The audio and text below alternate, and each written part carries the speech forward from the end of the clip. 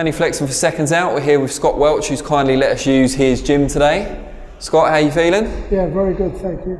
Thank you for your hospitality, very kind of you. No worries. Tell us a bit about the setup here. You know, you've got your amateur gym, you've got a number of pros. Tell us a bit about that.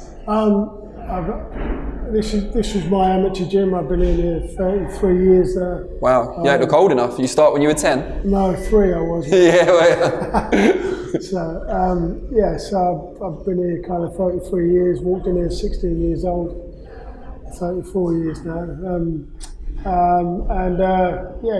Just had I've always been connected to it. I had a trainer back in the old days in early 80s, and he inspired me really and told me he thought I could do very, very well. And who was that? A little old guy called Chick. So little guy who was in his 80s, and unfortunately the year I had my first fight, 87, he died in the summer. So that was very unfortunate. But so I've kind of been in the gym ever since really. So. And what's the mix like of juniors and seniors, carded boxers and fitness people and stuff like that? We've always had a very, very strong amateurs side. Juniors and seniors has been built and got better and better really. We've got a lot of the white collar stuff now that's going on, so we've got a lot of keep fitters and stuff. But I mean, that's in every gym there, isn't it? So there's a boom in boxing all over, isn't there? So. How many pros are you working with at the moment? Just a handful. I always kind of keep it to kind of a handful. I'm not really I did go into the pros with Nick, and I followed kind of like I'm been with Nick for three and a half years. That's Nick Webb, the unbeaten heavyweight. Yeah. So he's a good guy. I've been working with him constantly, and but again, my life is a bit busy again at the moment. So I've kind of said to him to stay around his area in Guildford. I work with John Edwards. He's a good friend of ours, a good friend of mine, and it's also closer to his house, so it suits him better. He can earn a bit of money as well. But you're still in the corner with him? Yeah. I'm still with him. I manage him. So, and he's a hell of a talent. So he's definitely one to watch. He's got a great boxing brain, and he can definitely bang. That's for sure. Especially if you saw Saturday night. Seems to be avoided at the moment as well by some of the bigger, more well-known fighters, you'd say. Well, I mean, Nathan Gorman asked us to step aside. He stepped aside and took an easier fight. That's understandable. He probably didn't want to get beat straight away, And the stuff with Dubois is only a 5-back guy. You'd never put him in because, listen, Dubois could win, Nick could win. It's a 50-50. It's a shootout. But why would you risk that? You wouldn't. So there's no good and they've done the right thing. They didn't put him in. Give him another few fights, and then he'll have his time. Dubois is going to be a great fight. I have no doubt about that. And Joel McIntyre, how long have you been working with Joel? Joel got beaten his last fight. It's Liam Conroy. Rang me up and said, I said, come down, I'll have a look at him and I'll give him a few pointers to take away. That's what I did really. He's been coming down, been working really well. He's really took to the training well.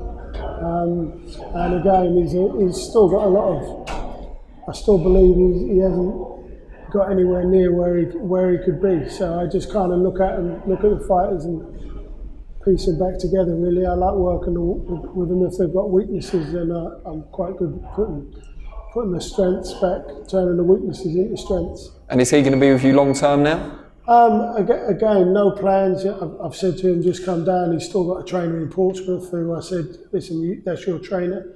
You stay with him, I'll give him a few pointers and help him, and he's going to come down a bit more because obviously what he's getting, he's enjoying what he's getting.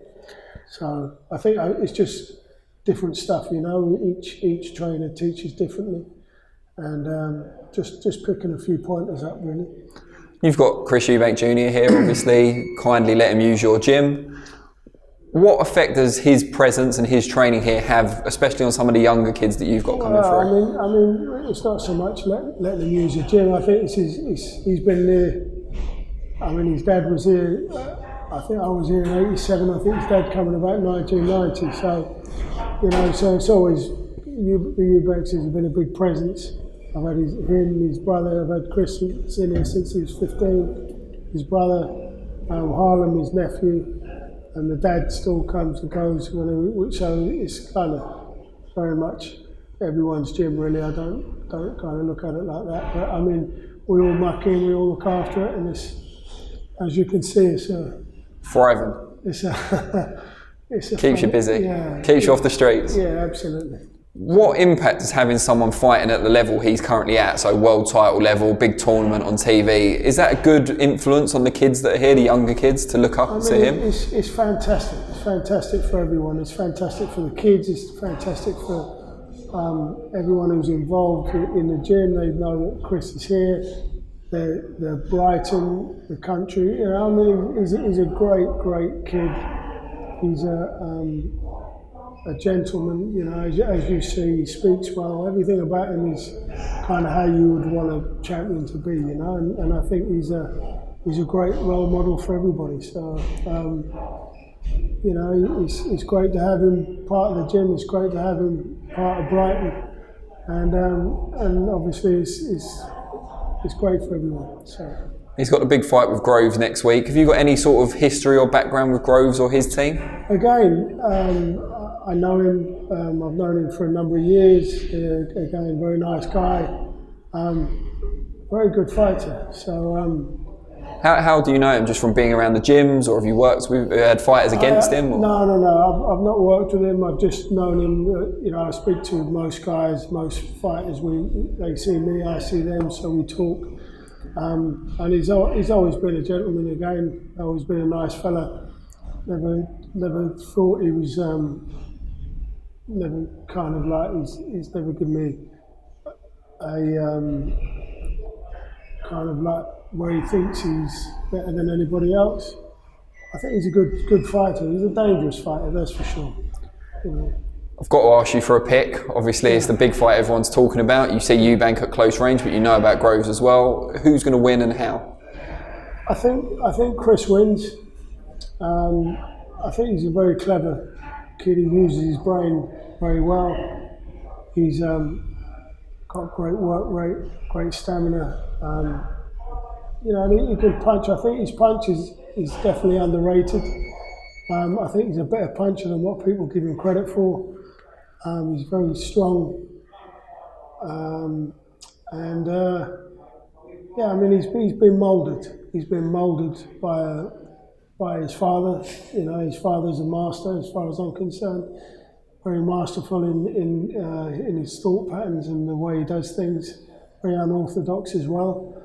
But it is he's done stuff with Chris mentally, and you know, there's no doubt in my mind that Chris can come through.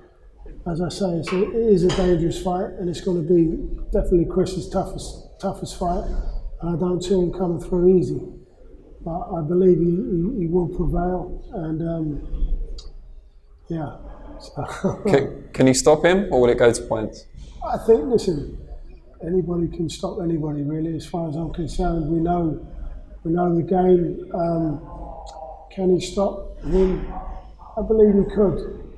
Whether he does or not, I don't know. I don't know whether you'd want to put yourself in that to stop him.